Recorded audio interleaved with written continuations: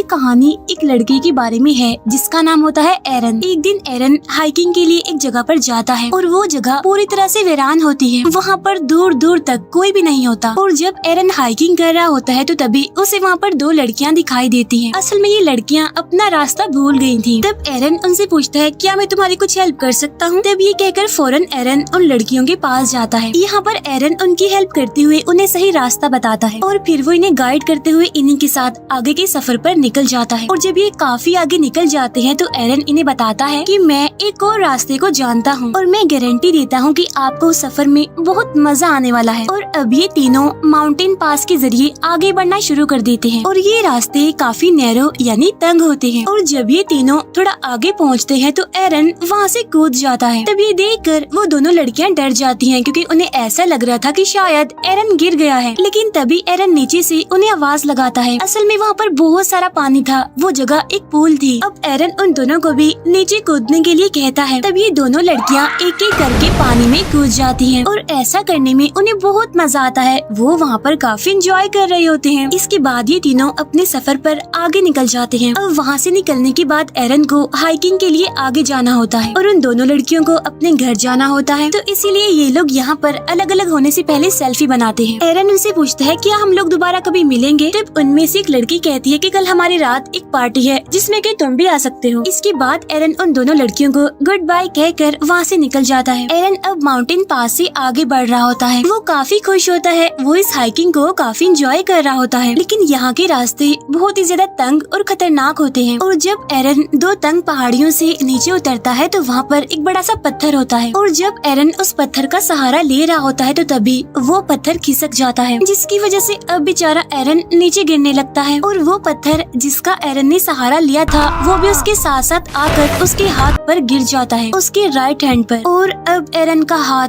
दो तंग पहाड़ियों के बीच में एक पत्थर के नीचे फंस जाता है। अब हालांकि उसे ज्यादा चोट तो नहीं लगी थी लेकिन उसका हाथ वहाँ से निकल ही नहीं रहा था। वो अपने हाथ को वहाँ से निकालने की बहुत कोशिश करता है लेकिन वो इसमें नाकामयाब ही रहता है। और जब एरन को रियलाइज होता है कि अब उसका हाथ यहाँ से नहीं निकल सकता तो इसीलिए वो उन दोनों लड़कियों को चिल्ला चिल्ला कर आवाजें लगाने लगता है। लेकिन अनलकीली उसकी आवाज वहाँ से बाहर नहीं जा सकती थी क्योंकि ये सारे नैरो माउंटेन्स हैं और यहाँ से आवाज को बाहर पहुँचाना जहाँ पर दूर दूर तक कोई इंसान, जानवर, यहाँ तक कि बर्ड्स का भी नामो निशान नहीं है, ये ऑलमोस्ट इम्पॉसिबल था। इसके बाद एरन अपना बैग खोलता है और उसके पास हाइकिंग का जितना भी सामान होता है वो उन सबको बाहर निकाल लेता है। उसे यहाँ से किसी भी सूरत निकलना होगा क्योंकि वो जानता था कि शायद यहाँ पर कई महीनों तक कोई भी ना आए। अब जो सामान उसने बैग में से बाहर निकाला होता है उसमें एक नाइफ भी होता है। तो वो उस नाइफ की मदद से चट्टान को साइड से तोड़ने की कोशिश करता है लेकिन ये चट्टान तो काफी हार्ड थी, इतनी ज्यादा ठोस थी कि उसे जरा भी कुछ नहीं होता। और साथ साथ ये भी कि उसका राइट हैंड वहाँ पर फंसा हुआ था, इसीलिए उसे उल्टे हाथ से काम करने में भी काफी प्रॉब्लम आ रही थी। लेकिन फिर भी एरन हार नहीं मानता, हिम्मत नहीं हारता और वो लगातार उस चट्टान को तोड़ने की कोशिश कर रहा होता है। और इसी दौरान उसका नाइफ उसके हाथ से छूटकर नीचे गिर जाता है और वो उस नाइफ को हाथ से नहीं उठा सकता क्योंकि वो नाइफ उससे काफी दूर होता है। लेकिन फिर भी किसी तरह दिमाग लगाकर वो उस नाइफ को अपनी तरफ खींच लेता है और एक बार फिर से चट्टान को काटने लगता है। लेकिन वो इस काम में पूरी तरह से नाकामयाब रहता है। अब क्योंकि वो चट्टान इतनी ठोस थी कि उसकी नाइफ की धार भी पूरी तरह से खत्म हो चुकी थी। और अब देखते ही देखते रात हो जाती है और एरन को यहाँ पर फंसे हुए काफी घंटे गुजर चुके थे। उसे कुछ समझ नहीं आ रही थी, उसे कुछ नहीं पता था कि वो यहाँ से कैसे निकल सकता है। इसीलिए वो लगातार अपने हाथ को वहाँ से निकालने की कोशिश करता रहता है। ऐसे ही करते करते अगली सुबह भी हो जाती है और अब यहाँ पर एरन को फंसे हुए 25 घंटे हो गए थे लेकिन स्टिल उसे निकलने का कोई रास्ता नहीं मिल रहा था। लेकिन फिर वो अपने कैमरा को ऑन करता है और उसमें रिकॉर्डिंग करना शुरू करता है जिसमें वो कहता है कि पिछले 25 घंटों से मैं यहाँ पर फंसा हुआ हूँ और कोई भी नहीं जानता कि मैं यहाँ पर हूँ क्योंकि मैंने अपने यहाँ पर आने का किसी को भी नहीं बताया था। साथ साथ मेरे पास खाने का सामान भी बहुत ही कम है और पीने के लिए भी सिर्फ 400 से 500 ml पानी है। अब जब वो ये सब कुछ रिकॉर्ड कर रहा होता है तो उसे ऊपर से किसी की आवाज सुनाई देती है। इसी वजह से एरन जोर जोर से चिल्लाने लगता है लेकिन उसका चीखने का चिल्लाने का कोई फायदा नहीं होता क्योंकि वहाँ वहाँ पर तो कोई होता ही नहीं है। कुछ घंटों के बाद वहाँ पर फिर से रात हो जाती है, जहाँ पर एरन को भूख लगने लगती है और उसके पास खाने का जितना भी सामान बचा हुआ था वो उसे खाने लगता है। तब उसे याद आता है कि आज रात उन लड़कियों ने मुझे पार्टी में इनवाइट किया था, जहाँ पर जाहिर सी बात है कि वाइन भी होगी। और अब एरन उस पार्टी को इमेजिन करने लगता है और तो और वो अपने आप से बातें भी करता है।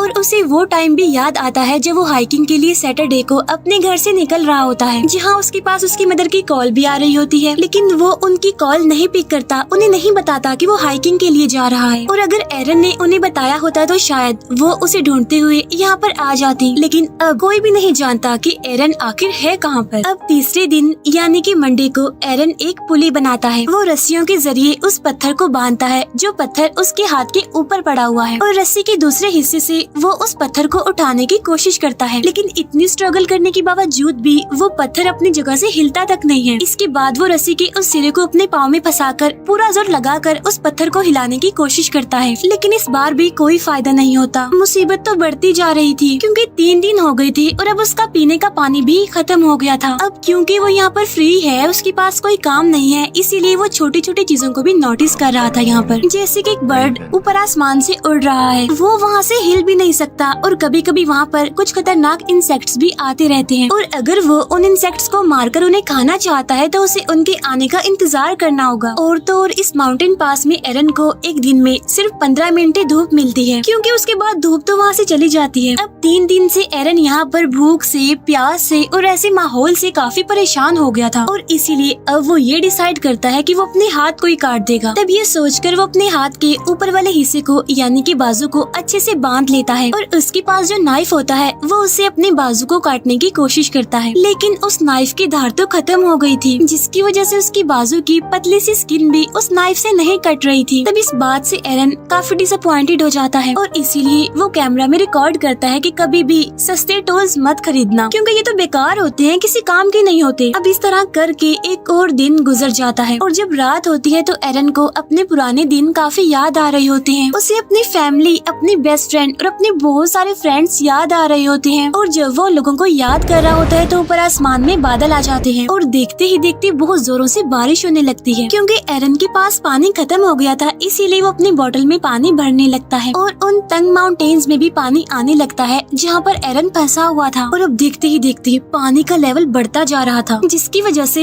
एरन उसमें डूबना शुरू हो जाता है। अब क्योंकि पानी में ग्रेविटी कम होती है, इसीलिए हम भारी से भारी चीज को भी आसानी से उठा सकते हैं। तब एरन भी पानी के अंदर जाकर उस पत्थर को उठाने की कोशिश करता है, और काफी मुश्किलों के बाद वो उस पत्थर को उठा लेता है, जिसकी वजह से फौरन उसका हाथ भी वहाँ से बाहर निकल जाता है। तब एरन वहाँ से निकलकर अपनी गाड़ी की तरफ भागता है। वो अपनी गाड़ी में बैठकर उस जगह से निकल जाता है, लेकिन ये सब कुछ एक ड्रीम था उसका, क्योंकि ऐसा कुछ नहीं होता। अभी भी वो उन्हीं माउंटेन पास में फंसा हुआ था, और वो एक बार फिर से जोर जोर से चिल्लाने लगता है। अब क्योंकि उसे यहाँ पर फंसे हुए काफी दिन हो गए थे, इसीलिए उसे अजीब तरह के ड्रीम्स और हेलुसिनेशंस होने लगती हैं। एरन को यहाँ पर फंसे हुए 4 दिन हो गए थे, और ये होता है उसका 5वां दिन, इसीलिए उसका बिहेवियर, उसका मेंटल बैलेंस काफी चेंज हो जाता है। वो अपने आप से बातें करता है, कमेंट्री करता है, हंसता है, और ये भी बताता है कि अगर उस दिन मैंने अपनी मदर की कॉल रिसीव की होती, उन्हें मैंने बताया होता कि मैं यहाँ पर आ रहा हूँ, तो शायद आज मैं यहाँ पर फंसा हुआ ना होता। और जिस शॉप से मैंने हाइकिंग का सारा सामान लिया था, वहाँ के शॉपकीपर को भी मैंने कुछ नहीं बताया था, और अगर उसे पता होता इसके यहाँ आने का, तो शायद वो एरन की मिसिंग होने की रिपोर्ट करवा देता, जिसकी वजह से कोई ना कोई तो उसे यहाँ पर ढूंढने आ ही जाता। यहाँ पर एरन अपने पेरेंट्स से कहता है कि मैं आपसे बहुत प्यार करता हूँ। असल में एरन ये सब कुछ इसीलिए रिकॉर्ड कर रहा होता है क्योंकि उसकी यहाँ से निकलने की उम्मीदें खुद भी खत्म हो चुकी थी, क्योंकि वो भूखा भी है, प्यासा भी है, उसकी बॉडी में जान नहीं है, और ये इतना बड़ा पत्थर जो है जिसे वो मूव भी नहीं कर सकता, उसने एरन को जैसे यहाँ पर कैद ही करके रख दिया है। अब एरन एक बार फिर से अपने हाथ को बांधता है, और वो नाइफ जिसकी धार पूरी तरह से खत्म हो चुकी है, वो उससे अपने हाथ को काटने की कोशिश नहीं करता, बल्कि वो नाइफ की फ्रंट साइड से अपने हाथ पर स्टैब करना शुरू कर देता है। वो नाइफ को इतने अंदर तक गाड़ता है कि वो उसकी हड्डी तक पहुंच जाता है, जिसकी वजह से उसका खून निकलने लगता है, लेकिन इससे आगे एरन कुछ भी नहीं कर पाता मजीद। और अब इस तरह से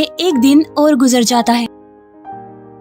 और जब छठा दिन आता है तो एरन की हालत काफी खराब होती है। वो काफी कमजोर पड़ गया था और अगर वो अब यहाँ से नहीं निकला तो वो बच नहीं पाएगा। तब यहाँ पर एरन ये भी सोचता है कि शायद ये पत्थर पूरी जिंदगी से मेरा ही इंतजार कर रहा है। जब से मैं पैदा हुआ हूँ ये माउंटेन पास मेरा ही इंतजार कर रहा था और शायद मेरी डेस्टिनेशन यही है। और अब वो वहाँ चट्टान पर रिप रेस्ट इन पीस लिख देता है। साथ साथ वो अपनी डेट ऑफ बर्थ भी लिखता है और अपना नाम भी, क्योंकि अब उसे यकीन आ चुका था कि वो यहाँ से जिंदा बचकर वापस नहीं जा पाएगा। साथ साथ उसकी पूरी हिम्मत टूट चुकी थी। वो काफी निढाल भी हो गया था। फिर नेक्स्ट डे यानी छठे दिन जब उसे हल्का सा होश आता है तो उसे कुछ विजन्स दिखाई देने लगते हैं। तब उस विजन में उसे एक छोटा बच्चा दिखाई देता है जो कि असल में एरन का फ्यूचर सन होता है। तब एरन देखता है कि वो अपने बच्चे के साथ खेल रहा है, जिसकी वजह से वो इमोशनल हो जाता है और अब उसके अंदर एक पावर डेवलप होती है और इसीलिए वो अपने फंसे हुए हाथ को ऑपोजिट साइड पर पुश करना शुरू करता है। ऐसा करके वो अपने हाथ की हड्डी को तोड़ देता है और उसके पास जो चाकू होता है उस पर भी उसने धार लगा ली होती है और अब आहिस्ता आहिस्ता करके वो अपने हाथ को काटना शुरू करता है और अब इस तरह करके वो अपने हाथ को अपनी बॉडी से अलग कर देता है। और आज छठे दिन वो अपने हाथ को सेक्रीफाइस करके इस पत्थर से खुद को आजाद कर लेता है। अब वहाँ से निकलने से पहले वो अपने हाथ की पिक्चर भी बनाता है, उस हाथ की जो अभी भी उस पत्थर में फंसा हुआ है। और अब एरन बड़ी मुश्किल से इन माउंटेन पास से बाहर निकलता है और बाहर निकलकर वो देखता है कि वहाँ पर बारिश का कुछ पानी पड़ा हुआ है। तब एरन वहाँ पर जाकर वहाँ से बहुत सारा पानी पीने लगता है, क्योंकि पिछले 6 दिनों से ना उसने कुछ खाया था और ना ही पानी पिया था, इसीलिए आज वो जी भर के पानी पीता है। और इसके बाद वो वहाँ से आगे निकलता है और उसे आसमान में उड़ता हुआ वो बर्ड भी दिखाई देता है, जिसे वो हर रोज माउंटेन पास ही देखा करता था। और आज वो खुद को भी उस बर्ड की तरह आजाद समझ रहा था। लेकिन अभी भी उस एरिया से निकलना कोई आसान नहीं था, क्योंकि वो जगह काफी बड़ी और बंजर थी। लेकिन अभी भी एरन हिम्मत नहीं हारता और इतना ज्यादा पेन में होने के बावजूद भी वो आगे बढ़ता रहता है। और तभी उसे एक फैमिली दिखाई देती है जो कि हाइकिंग के लिए यहाँ पर आई हुई थी। तब एरन उन्हें आवाज लगाता है और वो भागते हुए उसकी तरफ आते हैं। वो एरन की मदद के लिए सिक्योरिटी को बुलाते हैं और इसके बाद वहाँ पर एक हेलीकॉप्टर आता है और फिर एरन को वहाँ से हेलीकॉप्टर के जरिए हॉस्पिटल ले जाया जाता है। फिर हमें कुछ टाइम बाद का सीन दिखाया जाता है जहाँ पर एरन बिल्कुल ठीक हो गया था और एरन ने जो अपने बच्चे के विजन देखे थे वो भी सच हो जाता है, क्योंकि 3 साल बाद एरन एक लड़की से मिलता है और उन दोनों की शादी हो जाती है। इसके बाद एरन का एक बेटा होता है जो सेम टू सेम उसी बच्चे जैसा होता है जिसे एरन ने अपने विजन्स में देखा था। अब इन 6 दिनों में एरन ने मौत को बहुत करीब से देखा, लेकिन उसके बाद भी एरन अपना पैशन नहीं छोड़ता। वो अभी भी क्लाइंबिंग करता है, हाइकिंग के लिए जाता रहता है और वो जहाँ भी जाता है ये नोट जरूर लिखता है कि वो कहाँ कहाँ पर जा चुका है। अब यहाँ पर मैं आपको एक शॉकिंग बात बताती हूँ, वो ये कि ये कहानी एक रियल इंसिडेंट पर बेस्ड है। यानी ये सच है कि एरन 6 दिनों तक उन माउंटेन पास में फंसा रहा। वहाँ उसने बड़ी मुश्किल से अपना टाइम गुजारा और उसने उन चट्टानों पर अपनी डेट ऑफ बर्थ और अपने मरने की डेट भी लिख दी थी, क्योंकि उसे यकीन जो हो गया था कि वो यहाँ से जिंदा बचकर वापस नहीं जाएगा। और जिस पत्थर के नीचे